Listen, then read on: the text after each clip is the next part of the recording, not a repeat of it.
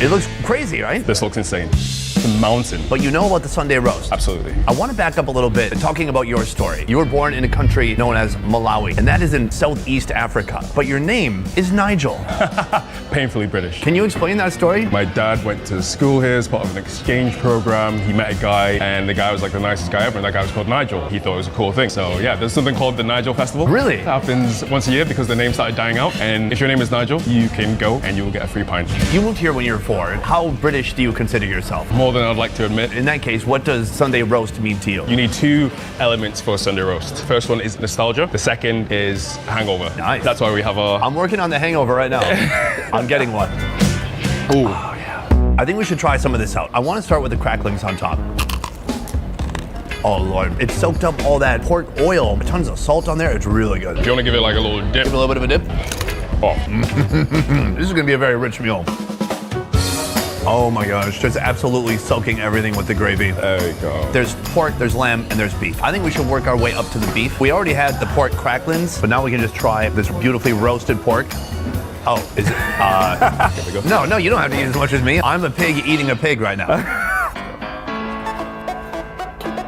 Oh my Lord, the gravy just gives so much life to everything. Shines through, it's the star. Super savory, a wonderfully deep, beefy flavor. Whenever you watch any type of time period piece, one thing that they usually get wrong is the amount of meat. If you're trying to really define British cuisine, it will be based around root vegetables, carrots, potatoes, cabbage. Meat would usually be a luxury.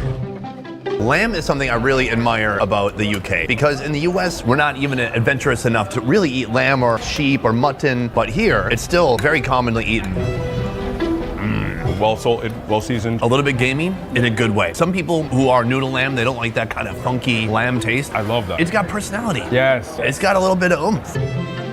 So for you, you said to eat Sunday roast, it requires a bit of nostalgia. What is the element of nostalgia for you? When you first come to the UK, your first real Sunday roast experience is almost like an indoctrination into British culture. I have friends who just moved to the UK quite recently. They all remember their first Sunday roast. Oh, wow. And that becomes the nostalgia of the element of it. So do you remember your first? Yes, absolutely. How old were you? 8 years old. It was my neighbor's house. They were Irish, and I felt so accepted into the culture. Well, I'm told that if you're eating this, you also have to have the Yorkshire pudding. Absolutely. Use that as a cup, put all the meat in there, gravy in. We grab a big slab of beef, throw that on top. Oh, this is not a mistake. I'm gonna throw a little everything on here. Cheers. Cheers.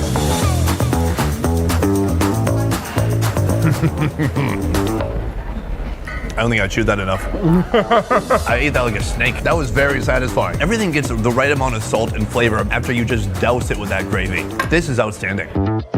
This is my first Sunday roast, and maybe this will be my first bit of nostalgia. Nice. And you'll be the Brit who introduced me to it.